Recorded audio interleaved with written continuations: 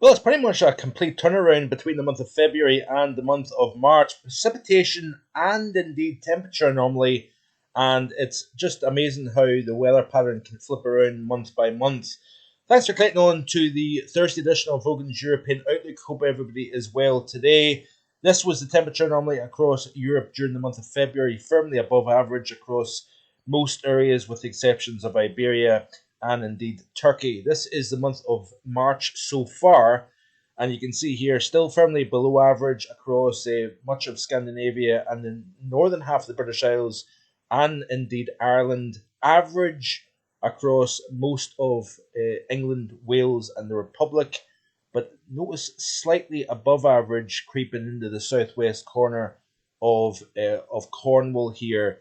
So, like I say, precipitation wise, we've seen the wettest conditions the far northwest during February. Very dry conditions across more southern areas, and indeed that has flipped around completely thanks to the major southern stratospheric warming, thanks to the change, the eastward progression of the Mann-Julian oscillation as well is creating these big flips, and that has been the story, for the past several months as well.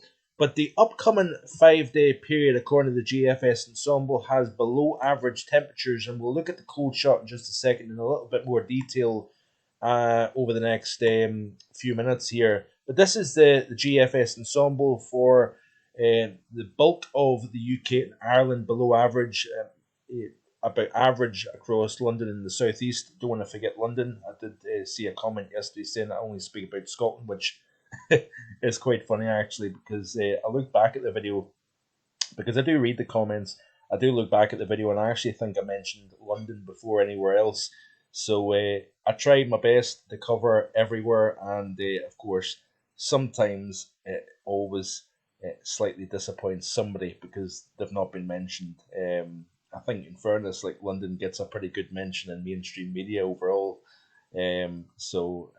Folks in Scotland, if I don't speak about Scotland, it's complaints, but yeah, it tickles me sometimes when I see the comments as well. But anyway, so like I say, precipitation wise, most significant further south compared to the north, actually, where it has been a drier than average month. And it's all because of the shift in the upper air pattern blocking, replacing low pressure and whatnot. We do have cold air coming south.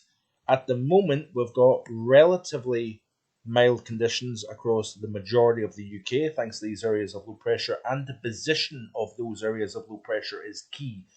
North and west of the British Isles keeps the UK predominantly in the mild air. But as we push towards the weekend, we are going to see a bit of a kick in the atmosphere. Areas of low pressure will then shift east and opens the door to colder conditions. And it will not just be primarily across Scotland or indeed the north of England, but right across the board, we're going to see the temperatures dropping.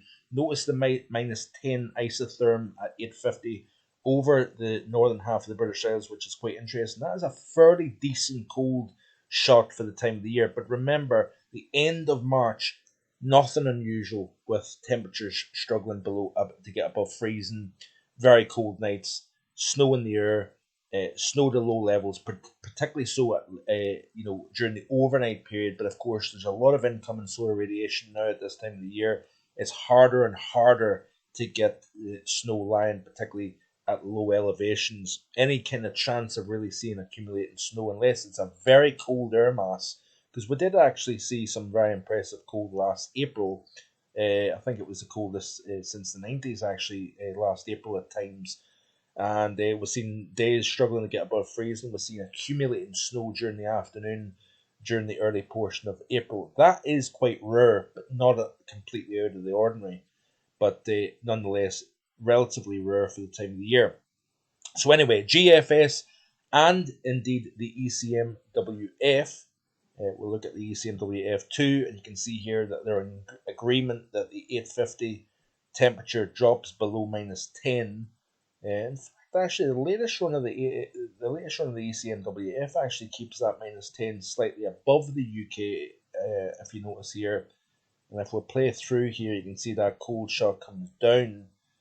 And we do have an area of low pressure that is seen by the model as well, Let's go back to the GFS. Let's go to the overview chart here, and let's have a look and see what it's showing here. So let's get back to the current period.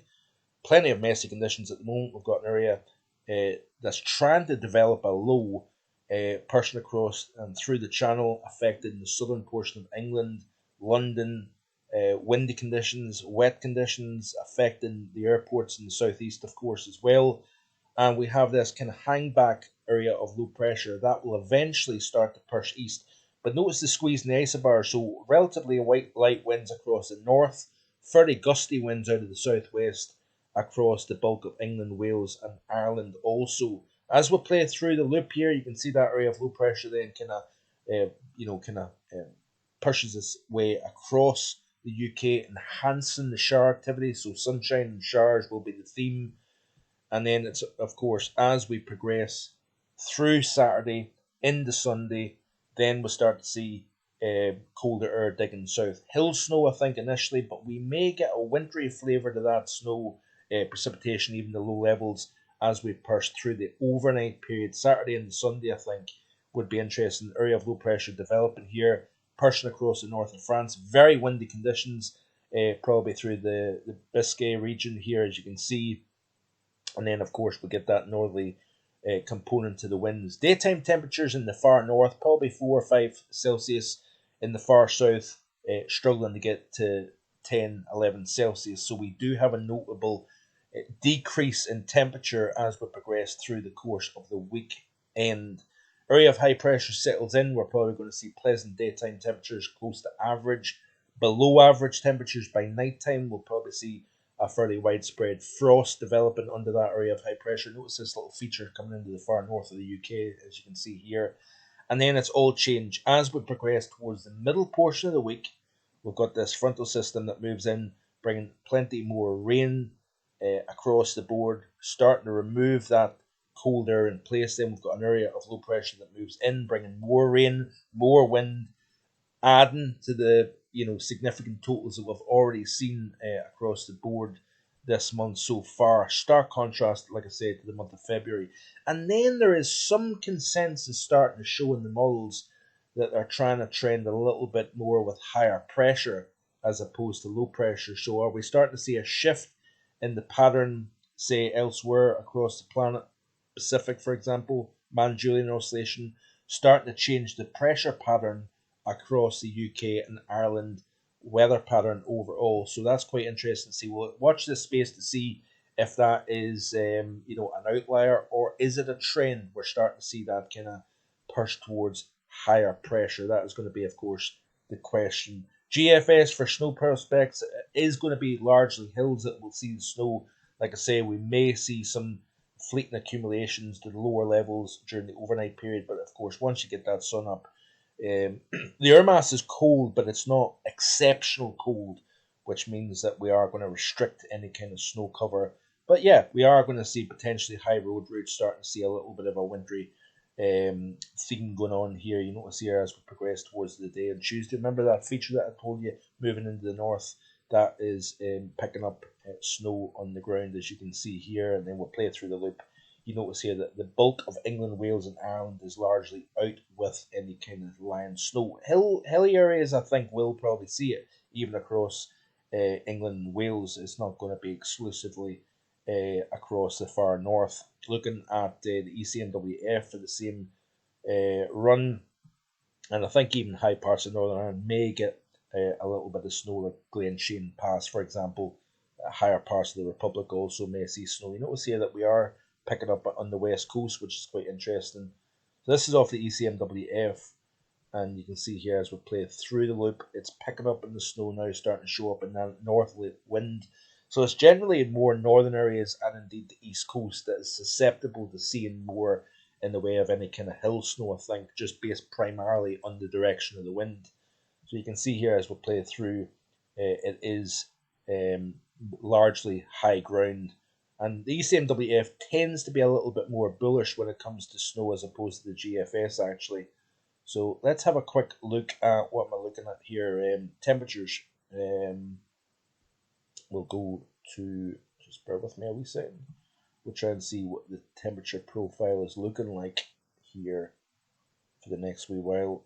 So relatively mild at the moment, and especially across the south. If you notice here that we pick up on some reasonably mild conditions across, parts of the Midlands and the southeast during the course of today. I've not actually looked at the temperatures, current temperatures, which is quite poor. And then, as you can see here, that we start to see the colder air starting to dig south during the course of Sunday and indeed Monday.